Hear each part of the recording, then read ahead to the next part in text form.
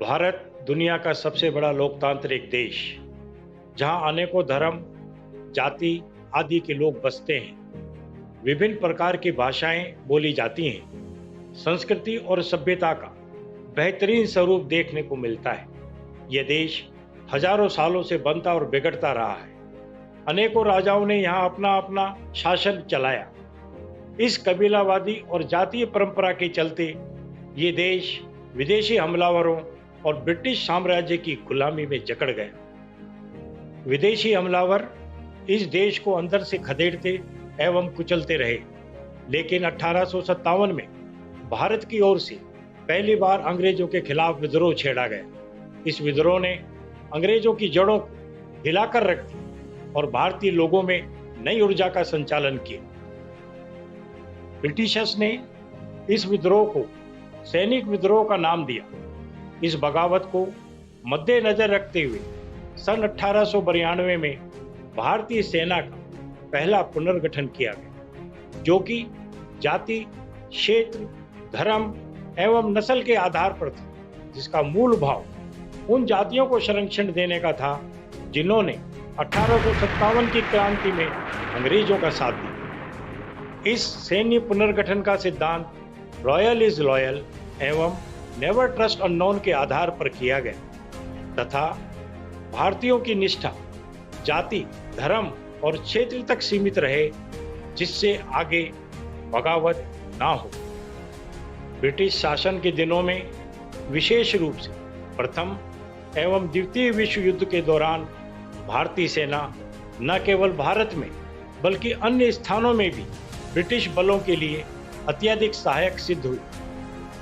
आज़ादी के बाद भारत के प्रथम सेनाध्यक्ष जनरल करियप्पा द्वारा ये फैसला लिया गया कि भारतीय सेना में जाति, क्षेत्र, धर्म व नस्ल के आधार पर भर्ती नहीं होगी। लेकिन सन 1950 के दशक में लगातार राजशाही ताकतों व राजनीतिक दबाव के चलते एक बार फिर अंग्रेजों के जमाने से चली आ रही कबीलावाद परंपरा के मद्देनजर जातिगत, क्षेत्रीय एवं नस्लीय रेजिमेंटों को न केवल बरकरार रखा गया बल्कि इसी आधार पर भर्ती को यथावत रखा गया और एक बार फिर भारतीय सेना में लड़ाकू शाखाओं में अज्ञात जातियों के लिए दरवाजे बंद कर दिए गए।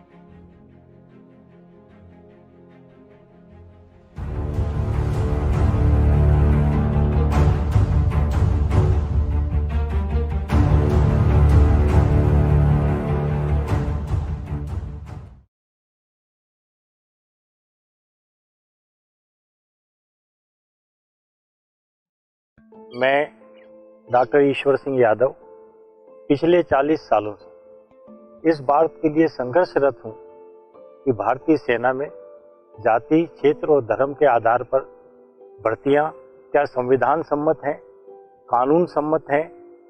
मैंने पिछले 36 सालों से इसी बात की खोज में पूरा समय लगाया। 40 साल पहले मेरी मुलाकात एक ऐसे नवयुवक से हुई जिसने मुझे बताया कि उसकी खुद की भर्ती सेना में इस आधार पर नहीं हुई कि उसकी जाति की भर्ती नहीं थी। इस बात ने मेरे दिल को झंझोड़ दिया, मेरी आत्मा को झंझोड़ दिया और मैंने पिछले 40 साल से इस बात में पूरा शोध करा कि क्या ये बच्चा सही कह रहा था। मैंने पाया कि 70% भारतीयों को भारतीय सेना में जाति, धर्म और क्षेत्र के आधार पर भर्ती नहीं किया जाता है। मैं भारत के प्रधानमंत्री श्री नरेंद्र मोदी की इस बात से पूर्णतः असहमत हूँ कि धर्मवाद, क्षेत्रवाद और जातिवाद हमारे देश के सबसे बड़े दुश्मन हैं। लेकिन विडंबना यह है कि क्षेत्रवाद, धर्मवाद और जातिवाद ही भारतीय सेना की भर्ती में सबसे ज़्यादा अहम रोल प्ले करते हैं। सेना में 70% भारतीयों को जाति, धर्म और क्षेत्र के आधार पर भर्ती नहीं किया जाता है। यह न केवल असंवैधानिक है लेकिन गैर कानूनी है और मानवीय मूल्यों के बिल्कुल खिलाफ है। भर्ती की प्रक्रिया को थोड़ा डिटेल में समझते हैं। आपको यह जानकर आश्चर्य होगा कि भारतीय सेना में लिखित में भर्ती की प्रक्रिया का कोई कानून नहीं। भारतीय सेना में लगभग 12 लाख सिपाही हैं। इनमें से 60 से 65% नफरी यानी कि संख्या जाति, धर्म और क्षेत्र के आधार पर आरक्षित है, यानी कि 7 लाख सेना जाति, क्षेत्र, धर्म व नस्ल पर आधारित है। इन लगभग 7 लाख नफरी में 70% भारतीय जाति, धर्म, क्षेत्र के आधार पर भर्ती योग्य नहीं है। हमारे देश की सेना में लगभग 13 लाख नफरी है और पूरे देश को यह जानकर आश्चर्य होगा कि हमारी सेना में भर्ती का कोई लिखित कानून नहीं। 13 लाख का ऑर्गेनाइजेशन बिना कानून के चल रहा है। ऐसी विडंबना है। भारत के राष्ट्रपति के अंगरक्षक सेना की एक टुकड़ी है। इसमें केवल 3 जातियां ही भर्ती हो सकती है। इससे बड़ा असंवैधानिक काम क्या हो सकता है। भारत के राष्ट्रपति सेना के प्रमुख तो हैं ही, लेकिन संविधान के सबसे बड़े ओहदेकार हैं। भारत के राष्ट्रपति के अंगरक्षकों में यदि 3 ही जातियां भर्ती हो सकती हैं तो यह संविधान का मजाक है। यह हर भारतीय का एक सपना है कि वो भारत की रक्षा में, माँ भारती की रक्षा में अपना योगदान दे। लेकिन जब 70% युवकों को जाति, धर्म और क्षेत्र के आधार पर भर्ती नहीं किया जाता है तो उनका ये सपना टूट जाता है। और इस सपने के टूटने से वो लोग इतने व्यथित हो जाते हैं कि वो कई बार अपना गांव, अपना धर्म, अपनी जाति इत्यादि को बदलकर गलत सर्टिफिकेट लेके सेना में भर्ती होने की कोशिश करते हैं। इससे ज़्यादा अनेकी की बात क्या हो सकती है। समय समय पर भारत के विभिन्न अखबारों में इस तरह की खबरें छपती रही, जिनमें नवयुवकों ने सेना में भर्ती होने के लिए जाति, धर्म और गांव बदले हैं। बात यहीं नहीं रुकती। इन नवयुवकों को सेना द्वारा कानूनी कार्रवाई करके प्रताड़ित भी किया जाता है। भारतीय सेना में भर्ती की इस असंवैधानिक भर्ती प्रक्रिया के लिए मैंने प्रधानमंत्री, राष्ट्रपति और सेना अध्यक्षों को बार बार पत्र लिखे, लेकिन सेना की ओर से केवल एक ही जवाब आता है कि हमारे यहाँ जाति, धर्म और क्षेत्र के आधार पर कोई भर्ती नहीं होती। भर्ती केवल मेरिट के आधार पर। ताज्जुब की बात यह है कि यह सरासर गलत है।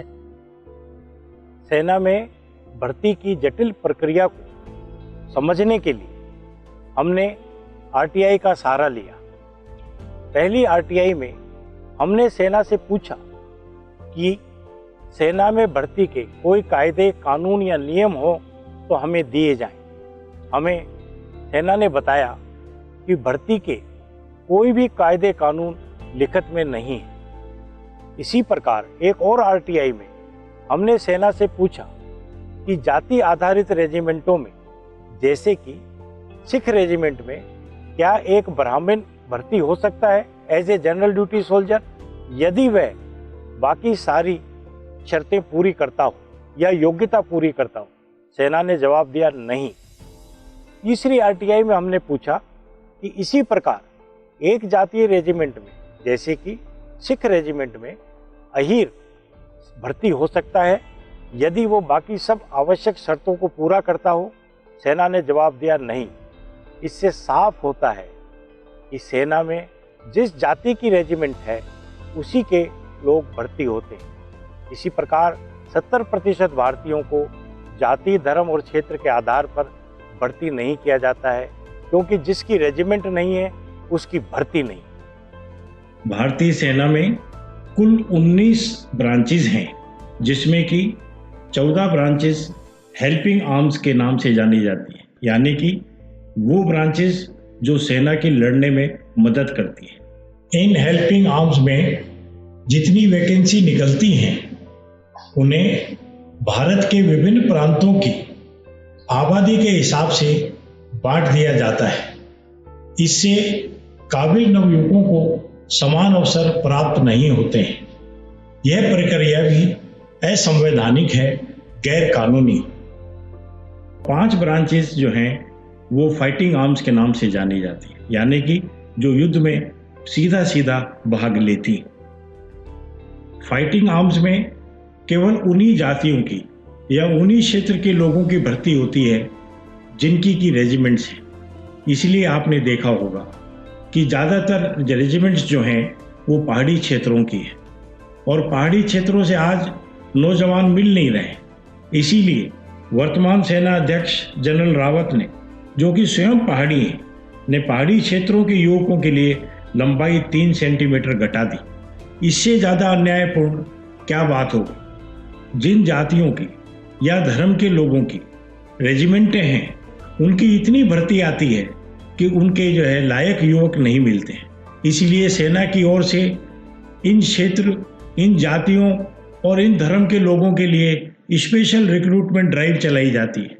घर घर जाके इनको भर्ती किया जाता है, जबकि आम भारतीय जिनकी कोई रेजिमेंट नहीं है वो बेचारे भर्ती के लिए दर दर की ठोकरें खाते फिरते हैं। चाहे वो कितने ही सक्षम हों, लेकिन उनको केवल इसीलिए भर्ती नहीं किया जाता है कि उनकी जाति या उनके क्षेत्र की कोई रेजिमेंट नहीं है। आपको जानकर आश्चर्य होगा कि जनरल करियप्पा ने, जो भारत के पहले सेनाध्यक्ष थे, उन्होंने ब्रिगेड ऑफ गार्ड्स नाम की एक रेजिमेंट खड़ी करी थी। उस रेजिमेंट में कोई जातीय व्यवस्था नहीं थी, लेकिन भारतीय सेना में जातिवादी ताकतें कितनी हावी हैं ये इस बात से पता लगता है कि धीरे धीरे ब्रिगेड ऑफ गार्ड्स को भी, जो कि एक राष्ट्रीय रेजिमेंट थी, जातियों में विभाजित कर दिया गया। सेना में भर्ती की इस असंवैधानिक व्यवस्था का एक दूसरा पहलू भी है। सेना में 70% भर्तियां कुछ जाति और क्षेत्र के नागरिकों के लिए ही निश्चित है। इसी प्रकार इन्हीं सैनिकों के बच्चे सैनिक स्कूलों में 80-90% सीटों पर रिजर्वेशन पा लेते हैं। इसके बाद जब इन्हीं के बच्चे सैनिक अफसरों के भर्ती के लिए जाते हैं तो उन्हें प्रेफरेंस मिलता है। इसी प्रकार आप देखते हैं कि भारतीय सेना में ज़्यादातर अफसर इन्हीं जातियों के और इन्हीं क्षेत्रों से आते हैं। पिछले कुछ समय से समय समय पर हम इस व्यवस्था के खिलाफ अखबारों में लिखते रहे, अखबारों में खबरें छपती रही। डेली पोस्ट नाम के चंडीगढ़ से प्रकाशित एक अखबार में हमारा एक विस्तृत लेख भी छपा, लेकिन सरकार की तरफ से या सेना की तरफ से कभी भी इस मामले पर कोई सुनवाई नहीं हुई। पिछले दिनों उत्तर प्रदेश के भूतपूर्व मुख्यमंत्री श्री अखिलेश यादव द्वारा ये पूछा गया कि विभिन्न युद्धों में गुजरात के कितने लोग शहीद हुए। ये एक महत्वपूर्ण टिप्पणी थी। इसके ऊपर पूरे देश विदेश में एक बहस हुई, लेकिन बहस के नज़दीक या बहस के तथ्य में कोई नहीं है। तथ्य यह है कि भारतीय सेना की लड़ाकू शाखाओं में गुजरात के लोगों की भर्ती नहीं के बराबर। जब भर्ती ही नहीं होगा तो लड़ेगा कैसे? जब लड़ेगा ही नहीं तो शहीद कैसे होगा? मैंने इस बारे में एक पत्र द्वारा भारत के प्रधानमंत्री श्री नरेंद्र मोदी को भी इस स्थिति से अवगत कराया था। भारतीय सेना में पिछले 70 सालों से चली आ रही इस असंवैधानिक भर्ती प्रक्रिया के खिलाफ हमने विभिन्न संगठनों, राजनीतिक दलों, मेंबर पार्लियामेंट सभी को अपने अपने पत्र द्वारा सूचित करा। हमने इस मुद्दे को विभिन्न प्लेटफॉर्म्स पर उठाया, लेकिन दुर्भाग्य की बात है कि 70% भारतीयों के संवैधानिक अधिकारों के लिए कोई भी दल, कोई भी राजनीतिक पार्टी, कोई भी संगठन, कोई भी बुद्धिजीवी इनके पक्ष में नहीं आया। हमने अब इस मुद्दे को सुप्रीम कोर्ट में ले जाने की ठानी। सुप्रीम कोर्ट में CWP 524 ऑफ 2012 में हमने एक याचिका दाखिल की। यह याचिका आर्टिकल 32 के तहत दायर की गई थी, क्योंकि इसमें मूलभूत अधिकारों का उल्लंघन था। ये मूलभूत अधिकार हमें संविधान की धारा 14, 15 और 16 से मिले हैं। संविधान की धारा 14, 15, 16 में हमें जो मूलभूत अधिकार मिले हैं उसमें जाति, धर्म और क्षेत्र के आधार पर भेदभाव की मनाही है। सुप्रीम कोर्ट में जब हमने ये याचिका डाली तो सुप्रीम कोर्ट ने सेना को नोटिस जारी कर दिया। अपने जवाब में सेना ने माना कि हाँ, इस तरह की भर्तियां हम सेना की लड़ाकू शाखाओं में करते हैं। आपने अपने जवाबी दावे में कोर्ट से ये गुहार करी कि चूंकि सेना ने अब मान लिया है कि ये असंवैधानिक भर्ती वो करती है, इसलिए हमारी याचिका को स्वीकार किया जाए। माननीय सुप्रीम कोर्ट ने इस याचिका पर फैसला देते हुए यह कहा कि वह इस केस को आर्टिकल 32 के तहत अपनी पावर को इस्तेमाल करने के योग्य नहीं समझते। आर्टिकल 32 के तहत कोई भी आदमी अगर फंडामेंटल राइट्स का वायलेशन होता है, मूलभूत अधिकारों का हनन होता है, तो कोर्ट में जा सकता है। सुप्रीम कोर्ट का यह फैसला 70% भारतीयों के मूलभूत अधिकारों के ऊपर एक बड़ा आघात था। सुप्रीम कोर्ट भारतीय संविधान का रक्षक है।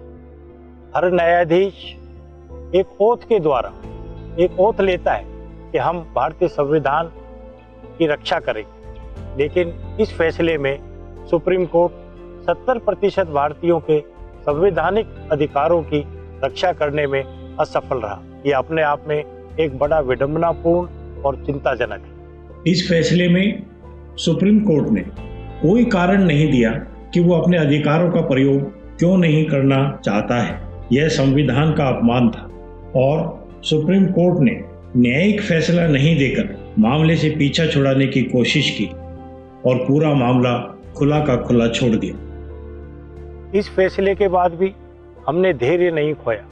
हमारी आस्था कानून में बनी हुई थी। हमने सुप्रीम कोर्ट में रिव्यू पिटीशन लगाई, लेकिन वो भी इसी आधार पर खारिज कर दी। यहाँ भी हमने हार नहीं मानी और हमने क्यूरेटिव पिटीशन भी लगाई। क्यूरेटिव पिटीशन में भी एक अजीब फैसला आया कि यह क्यूरेटिव पिटीशन सुप्रीम कोर्ट द्वारा चिन्हित मापदंडों के ऊपर खरी नहीं उतरती। इस क्यूरेटिव पिटीशन में भी सुप्रीम कोर्ट इस विषय की गंभीरता और इसी विषय की सच्चाई पर नहीं गया। यहाँ पर मेरा भी न्याय प्रणाली में मेरा विश्वास निश्चित रूप से खत्म हो गया। इस याचिका पर सुप्रीम कोर्ट ने जो फैसला दिया वो एक लाइन का फैसला था। इस फैसले में किसी तरह के कोई रीजन या कारण नहीं दिए गए। सुप्रीम कोर्ट द्वारा इतने महत्वपूर्ण मुद्दे पर आनाकानी करने या इतने महत्वपूर्ण मुद्दे की अनदेखी करने के बावजूद हमने अपना विश्वास नहीं खोया। हम इस मुद्दे को लेकर विभिन्न दलों के नेताओं, मेंबर पार्लियामेंट को चिट्ठी लिखते रहे। ऐसी एक चिट्ठी हमने माननीय सांसद श्री हुक्मदेव नारायण को भेजी।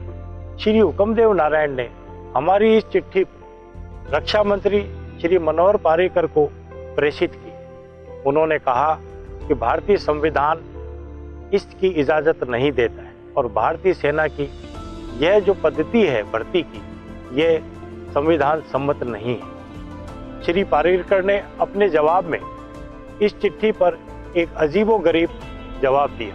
उन्होंने कहा कि भारतीय सेना में कोई आरक्षण नहीं है, कोई आरक्षण की व्यवस्था नहीं है और भारतीय सेना में भर्ती मेरिट पे की जाती है, ना कि जाति और क्षेत्र के आधार पर। श्री हुक्मदेव नारायण द्वारा श्री पार्रिकर की ये चिट्ठी मेरे पास भेजी गई। मैंने उस चिट्ठी को पढ़ा तो मैं दंग रह गया, क्योंकि ये चिट्ठी तथ्यों के बिल्कुल विपरीत थी। मैंने इस चिट्ठी का एक बड़ा जवाब, एक डिटेल में जवाब बनाकर श्री पार्रिकर को भेजा।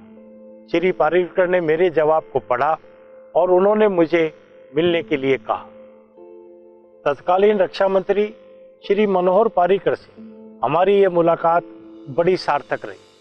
हम उन्हें ये समझाने में सफल रहे कि जो उन्हें बताया गया है वो गलत है और सेना में भर्ती जाति, धर्म और क्षेत्र के आधार पर की जाती है, जिससे कि 70% भारतीयों को जाति, धर्म और क्षेत्र के आधार पर भर्ती नहीं किया जाता है। हमारे समझाने पर उन्होंने हमें विश्वास दिलाया कि मैं आपको 3-4 महीने बाद या 6-7 महीने बाद दोबारा बुलाऊंगा और आप निश्चित रहें, हम इस मामले में जरूर कुछ ना कुछ करेंगे। बाद में मुझे पता चला कि श्री पार्रिकर ने सितंबर 2016 में इस आशय का पत्र भी जारी किया, लेकिन तत्कालीन सेना अध्यक्ष द्वारा उस पत्र को केवल फाइल तक सीमित रखा गया और आगे कोई कार्रवाई आज तक नहीं हुई। लेकिन कुछ महीनों पश्चात श्री मनोहर पार्रिकर डिफेंस मिनिस्ट्री छोड़कर गोवा में मुख्यमंत्री मनोनीत हो गए। कुछ महीनों पहले अखबार में सेना द्वारा एक विज्ञप्ति जारी की गई। उस विज्ञप्ति में यह कहा गया कि भारतीय सेना में जो राष्ट्रपति के अंगरक्षक की जो दल है उसमें भर्ती की जाएगी। इस भर्ती में केवल 3 ही जातियों को आमंत्रित किया गया और किसी और भारतीय नागरिक को आमंत्रित नहीं किया गया। इससे ज्यादा संविधान का मजाक या खुल्लम खुल्ला उल्लंघन कभी नहीं हो सकता। हमने इस मामले को बहुत सीरियसली लिया, बहुत गंभीरता से लिया और हमने सोचा कि एक बार हम फिर न्यायालय की शरण में जाते हैं। मैंने इस मसले को लेकर दिल्ली हाई कोर्ट में एक पब्लिक इंटरेस्ट लिटिगेशन दायर की, लेकिन दुर्भाग्य से हाई कोर्ट ने यह कहा कि यह मेंटेनेबल नहीं। मैं इस बात को लेकर फिर सुप्रीम कोर्ट गया, लेकिन सुप्रीम कोर्ट ने भी ये कहा कि आप इन मसलों को लेकर यहाँ क्यों आ जाते हैं, आपको तो भर्ती होना ही नहीं है, जिसको भर्ती होना है उसको लाइए, और ये मेंटेनेबल नहीं है। मैंने फिर भी हार नहीं मानी और मैं उसको जो है आगे रिव्यू पिटीशन में और जो है क्यूरेटिव पिटीशन में भी गया। इस दौरान इलाके के 2 नवयुवकों ने प्रेसिडेंट बॉडीगार्ड में भर्ती के खिलाफ अपने मूलभूत अधिकारों के हनन के लिए Delhi high court, Chandigarh high court में गुहार लगाई। इस बार न्यायपालिका ने उनकी सुनी और माननीय दिल्ली उच्च न्यायालय ने और चंडीगढ़ हरियाणा उच्च न्यायालय ने सेना को नोटिस जारी कर दी।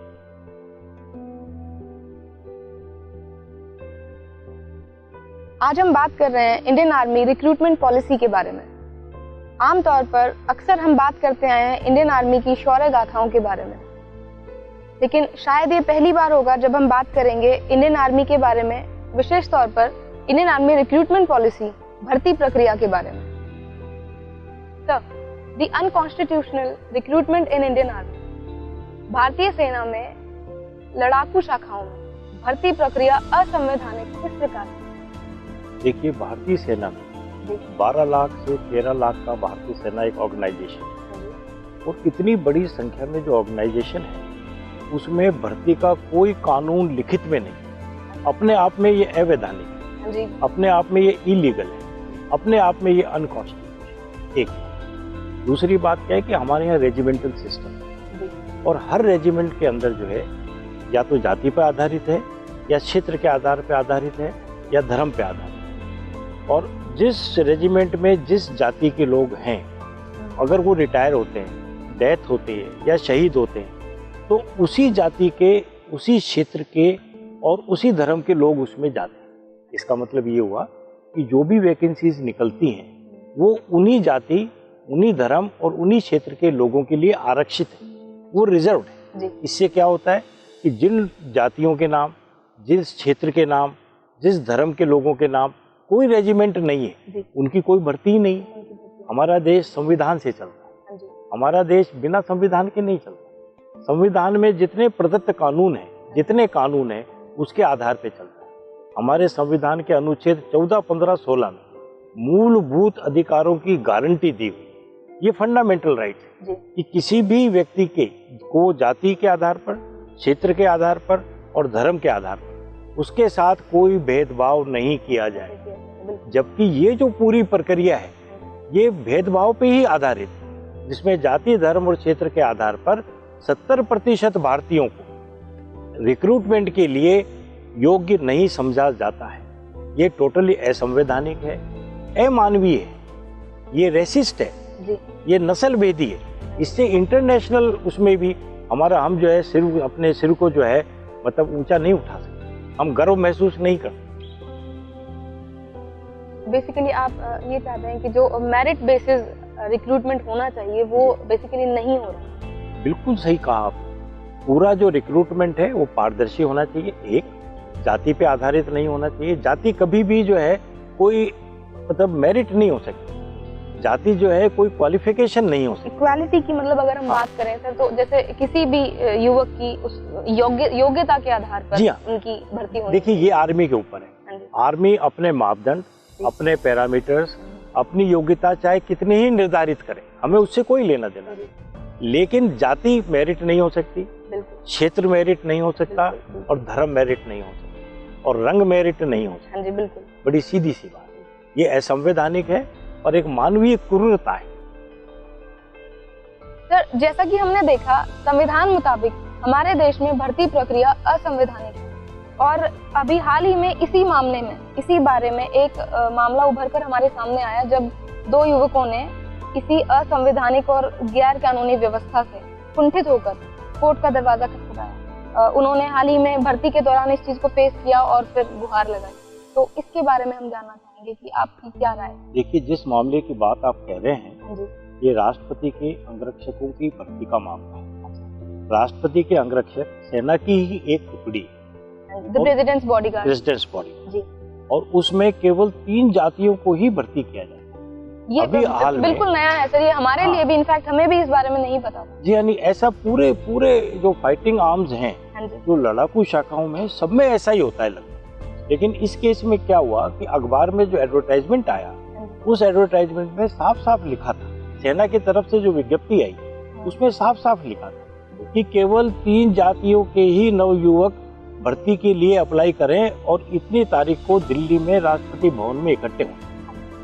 तो कुछ नवयुवक गए, तो लेकिन क्योंकि उसमें लिखा था कि ये जाति, इस 3 जातियों के अलावा किसी को नहीं लिया जाएगा, तो उन बेचारों को निराश होना पड़ा। और मैं उनके जज्बे को सलाम करता हूं कि उन लोगों ने इतनी हिम्मत दिखाई कि 70 साल से इस देश में कोई इस बारे में कह नहीं रहा, कह भी नहीं रहा, और आई थिंक सर बहुत से लोग जानते भी नहीं है इस बारे में। 99% लोगों को ये पता ही नहीं है कि आर्मी में किस तरीके से असंवैधानिक भर्ती हो रही है। हमारे यहाँ देश में लोग सेना के बारे में, अगर कोई आदमी उसकी सेना की गलतियों को बताए तो लोग उसको जो है सुनना नहीं चाहते। लेकिन सच तो सच है, और इन नवयुवकों ने उस बात को कोर्ट के समक्ष उठाया और कोर्ट ने जो है सेना को जो नोटिस भी दिया और उनको बताया कि आप एक बताओ कि आप ऐसा क्यों कर रहे हैं। और इसी मामले में मैं भी हाई कोर्ट गया था, इसी मामले को लेकर सुप्रीम कोर्ट गया था, लेकिन उन्होंने सुनने से इनकार कर दिया। मोस्ट प्रोबेबली उन्होंने ये लिखा है कि भाई ये मेंटेनेबल नहीं है, लेकिन ऐसा था नहीं, क्योंकि कोर्ट भी इन मामलों से थोड़ा सा अपने आप को बचाना चाहिए। लेकिन ये तो फंडामेंटल राइट्स का मामला है, कोर्ट्स की ये ड्यूटी है कि हर नागरिक के फंडामेंटल राइट्स की कोर्ट उसकी जो है रक्षा करे। तो एक बेहद खास सवाल, आपके इतने सालों से आप एक संघर्ष में लगे हुए हैं, तो आपके इस निस्वार्थ संघर्ष, हम कहेंगे, इसका मूल भाव क्या है? कैसे आपके मन में ये, मतलब एक सबके प्रति, एक आम जनता के प्रति आपने इतना कड़ा जो ये परिश्रम किया है और जो ये सफर तय किया है, इसका मूल भाव जानना चाहता हूं। आपका सवाल बहुत अच्छा है। आज भी मेरा दिल उस 40 साल पहले उस युवक के पास जाता है जिसने एक बहुत सिंपल तरीके से मुझे बताया कि मैं फौज में इसलिए नहीं भर्ती हो सका क्योंकि मेरी जाति की भर्ती थी। वो आदमी कितना इनोसेंट था, उसको ये पता ही नहीं कि ये तो तेरा अधिकार है और तेरा अधिकार तेरे से छीन लिया गया। मैं उन 70% नवयुवकों, देश के 70% नवयुवकों के साथ खड़ा हूँ जिनको जाति, धर्म और क्षेत्र के आधार पर भारतीय सेना की लड़ाकू शाखाओं में भर्ती नहीं किया जाता। ये उनका संवैधानिक अधिकार है और इस संवैधानिक अधिकार को उन गरीब, पिछड़े, दूर दराज में रहने वाले गांव के नवयुवक, किसी भी जाति के हों, उनको ये पता ही नहीं है कि उनके साथ क्या हो रहा है। तो मेरा ये फर्ज है, मैंने अपने जीवन का ये मिशन बनाया है कि उन 70% नवयुवकों को उनका संवैधानिक अधिकार मैंने दिलाना ही दिलाना है, चाहे कुछ भी हो। और मेरा जीवन उनको समर्पित है जिनके मन में भारत माता की रक्षा के लिए, भारत माता की सेवा के लिए सेना में जाने का मन है, लेकिन जाति और धर्म और क्षेत्र के आधार पर उनको भर्ती नहीं किया जाता। तो एक कुछ ऐसा पूछना चाहेंगे आपसे कि जब इस सफर को आप तय कर रहे थे इतने सालों से, क्या ऐसा कभी हुआ कि आपकी मुलाकात इस तरह के कुछ लोगों से हुई जो इस चीज को फेस कर चुके हैं, जिन्हें पता लगा इस बारे में कि हम भर्ती नहीं देख सकते या हमारी जाति की भर्ती ही नहीं है, जो कि हमें भी सुनने में भी हम नहीं यकीन कर पा रहे या हमें ये समझ में ही नहीं आया कि भर्ती कैसे नहीं है किसी की। तो ऐसा कोई मिला आपको और उसने अपना शायद एक्सपीरियंस आपसे शेयर किया हो, आपको बताया हो कि वो भर्ती देखने की सोच रहे थे या गए और उन्हें पता चला उनकी भर्तियां ही नहीं है? जी देखिए, ऐसा है कि हमारे जो देश में जो ज्यादातर नवयुवक तो गांव में रहते हैं, दूर दराज क्षेत्रों में रहते हैं, या जो आम आदमी है उसको ये पता ही नहीं है कि सेना में भर्ती कैसे हो। वो तो एक विश्वास से जाता है सेना में भर्ती कि मेरे साथ कोई भेदभाव नहीं होगा, मेरे को मेरिट पे लिया जाए। लेकिन ऊपर से जो भर्तियां आती हैं वो जाति के आधार पे आती है कि आपको इतने राजपूत लेने, इतने जाट लेने, इतने गुर्जर लेने, इतने अहीर लेने, इस हिसाब से, और उसी हिसाब से भर्तियां होती हैं। और वो बेचारा एक जो गरीब आदमी है जिसका कोई धनी धोरी नहीं है, जिसको संविधान केवल प्रोटेक्ट करता है, वो आदमी जाता है। जब उसकी भर्ती नहीं होती तो वो ये समझ के वापस आ जाता है कि भाई मेरा तो हुआ नहीं, क्या जी, उसको बता दिया जाता है तेरी जाति की भर्ती नहीं है भाई, इतनी भर्ती थी बस, या नहीं है तेरी भर्ती। तो वो बेचारा सोचता है शायद ये कानून होगा, लेकिन ये कानून नहीं है, ये संविधान हमारा ये नहीं कहता। तो हम उसके लिए संघर्ष कर रहे हैं। जैसे कि मैं इस एरिया में रहता हूँ, रेवाड़ी का एरिया, इस एरिया को अहिरवाल कहते हैं। फर्स्ट वर्ल्ड वॉर और सेकंड वर्ल्ड वॉर में हमने पॉपुलेशन और man sent to the army सबसे ज्यादा सैनिक दी, लेकिन चूंकि अहीरों की रेजिमेंट नहीं है, इसलिए धीरे धीरे क्या हुआ कि हमारे इलाके की भर्ती लगभग बंद हो गई। एक जमाना था जब हर गांव में हर दूसरा आदमी फौज में था, आज पूरे गांव में 5 आदमी फौज में नहीं है, क्योंकि जाति के आधार पर अहीरों की भर्ती है ही नहीं। असली कहानी ये है। और हम उस हर नवयुवक के साथ खड़े हैं जिसका संवैधानिक अधिकार के ऊपर अतिक्रमण हो रहा है, जिसका संवैधानिक अधिकार मारा जा रहा है। So in the very start, you have said, and if we talk about the basic concept, your main motto is demanding equal opportunity on the basis of prescribed merit for every Indian citizen who should be eligible for recruitment, irrespective of his class, caste, region and religion. So can you please summarize this? ये आपका main M क्या रहा है इस पूरे mission के दौरान? जी, आपने ठीक कहा। इस पूरे मिशन का, इस पूरे आंदोलन का, इस पूरी मुहिम का हमारा एक ही एम कि भारत के किसी भी नागरिक, किसी भी नौजवान को जाति, धर्म और क्षेत्र के आधार पर सेना में भर्ती होने के लिए एलिजिबल माना जाए, और उसे जो है किसी भी कारण से जाति, धर्म और क्षेत्र, उसकी जो माँ भारती की सेवा करने का जो उसका मिशन है, सेना में भर्ती होने का जो उसका अभिप्राय है, उसमें जो है जाति, धर्म और क्षेत्र बाधक नहीं बने।